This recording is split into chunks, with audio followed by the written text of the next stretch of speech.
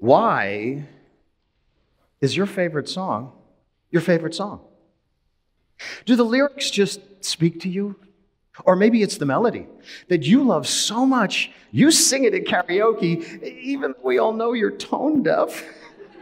And that's okay, we still love you. Or what about the rhythm? The infectious beat gets you out of your seat and up on your feet to dance like no one is watching. Whatever your favorite song is, for whatever reason, when it comes on the radio, you probably crank up the volume. Lyrics, melody, rhythm, volume. Knowing how to use these and other elements of music can make you a rock star when you speak. Use music as a model for your public speaking.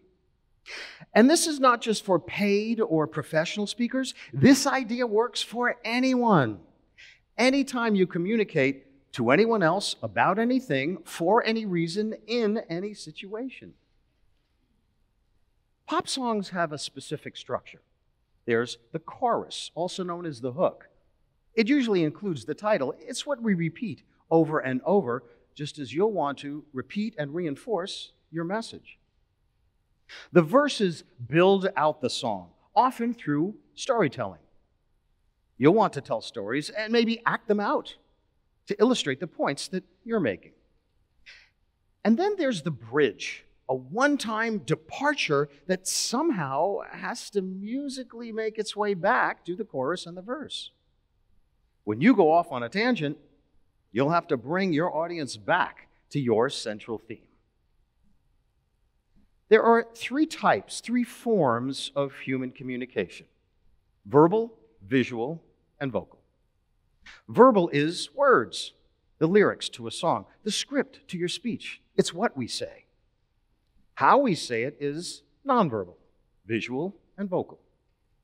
Visually, like compelling choreography on the stage, your body language, hand gestures, and facial expressions amplify the meaning of your words. Virtually, the visual aspect of communication is not as pronounced. On camera, head and shoulders, sitting in a chair, there's no body language and your hands are off camera. Facial expression can be important when you're full screen, but not so much when your image is minimized to show graphics. And let's face it, virtual audiences are not always looking at their screens. Guilty as charged. But even when your audience doesn't see you, they do hear your voice. Online or in person, vocal variety makes you dynamic and engaging when you speak. Vary your volume, as Haydn did in his Surprise Symphony. Use deep abdominal breathing to fill your lungs and project your voice, or whisper, which can be even more compelling. Mix up your rhythm, your pacing, your speed. Sure, if your subject is simple and straightforward, you can speak more quickly. But if something is sensitive or serious or complicated, slow down. And don't overlook the power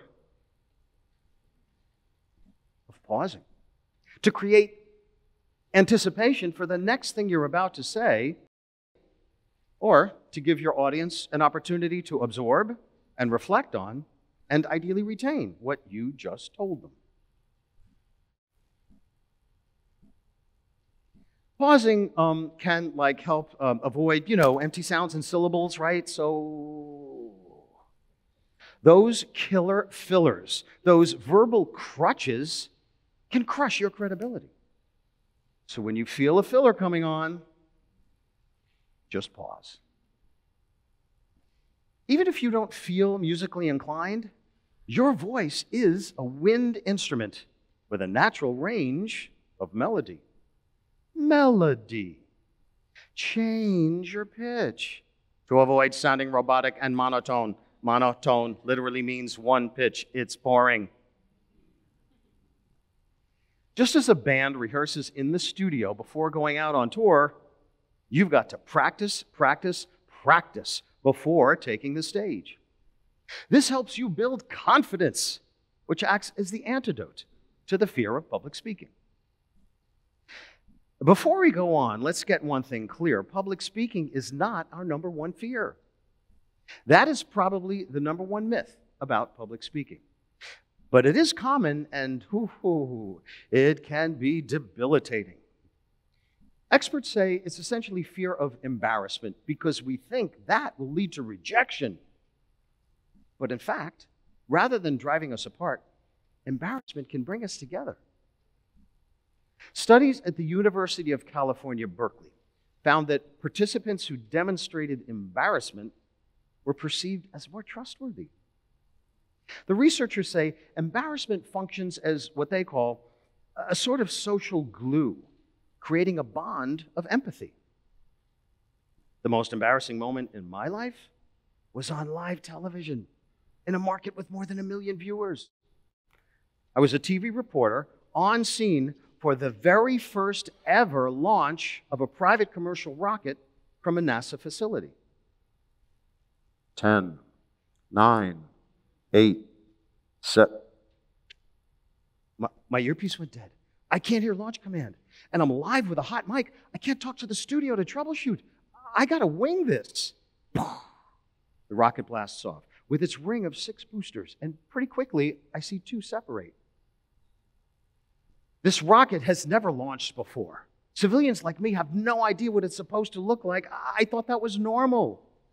After 6 scrubbed attempts, the Conestoga rocket is on its way to orbit, and the anchor cuts me off. Tom, I guess you can't hear mission control. The rocket exploded. Cut to the studio. I was humiliated in the most brutally public way. Sure, I can laugh about it now, nearly 30 years later, but I still remember at the time, I was so embarrassed. I didn't want to go out in public, but of course I had to do my job. And everywhere I went, I was recognized from being on TV. I could feel the eyeballs staring at me, saw the people pointing and whispering. I was a laughingstock. Then one day, at a crime scene, a police spokesman comes up to me. Tom, we saved that tape to show to every class coming through the academy. Oh, Mike, why would you do that? The most embarrassing moment of my life, and you're showing it to all your rookie recruits? What are you thinking? Tom, to these kids, you guys are larger than life, almost like superheroes. They see you in their homes every night, and then at a crime scene, there you are, live in person, with your microwave towers and your cameras and your lights. It's all so intimidating to them. We just want to show them that stuff goes sideways for you, just like the rest of us. My embarrassment made me more fallible, more imperfect, more human. And I was okay with that. What you may fear the most about public speaking is nothing to fear. What you imagine as the worst possible thing that could happen could be the best thing for you to bond with your audience so you can change lives, change the world through what you say and how you say it. So get out there, take the stage, and perform your masterpiece. You've got something to say.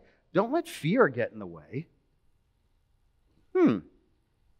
That sounds like it might make for a good song lyric. What do you think? Oh, you saw this coming.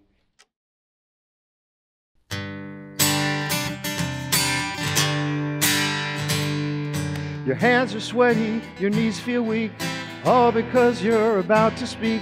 Your guts are not, but you know you got to appear. You're afraid you'll embarrass yourself, but you got nothing to fear. However it goes, the audience knows you're just like the rest of us here. You got something to say.